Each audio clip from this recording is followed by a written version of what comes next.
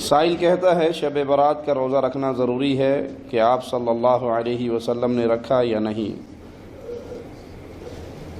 قرآن و حدیث کی روشنی میں جواب دیجیے۔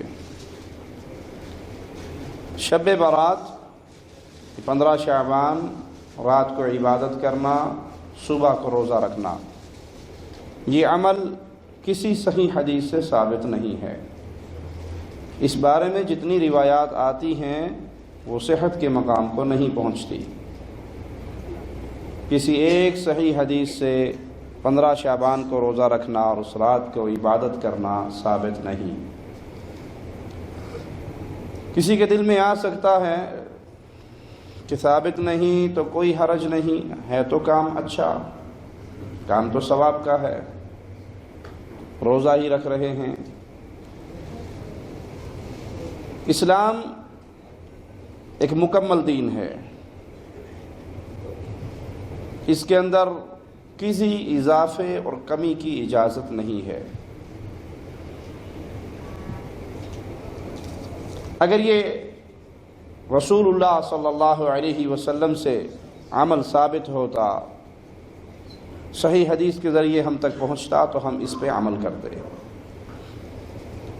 اور پیارے حبیب علیہ الصلاۃ والسلام سے ثابت نہ ہو اور انسان کوئی ایسا عمل کرے جس کو باعث اجر و ثواب سمجھے،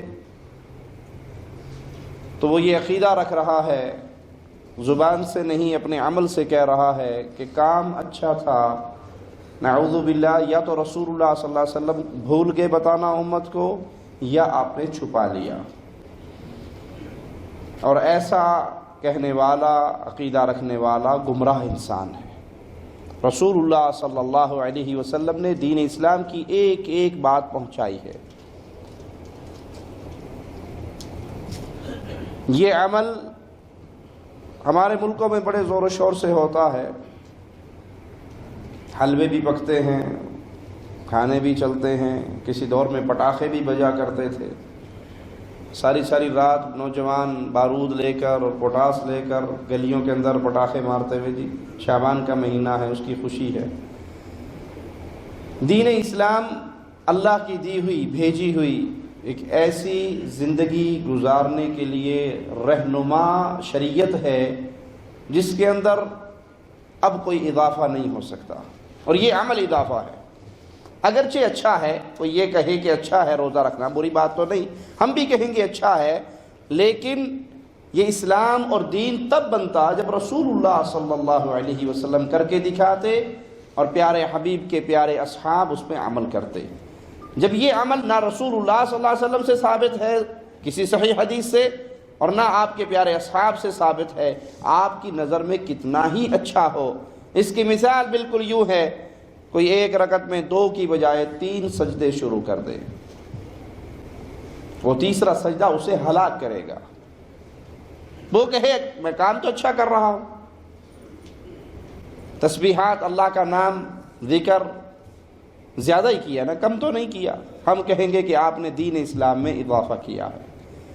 تو وہ عمل کیجئے جو رسول اللہ صلی اللہ علیہ وسلم کی سنت سے ثابت ہو، اور جو عمل پیارے حبیب کی سنت سے ثابت نہیں، اس عمل کو اجر نہ سمجھیے، دین نہ سمجھیے۔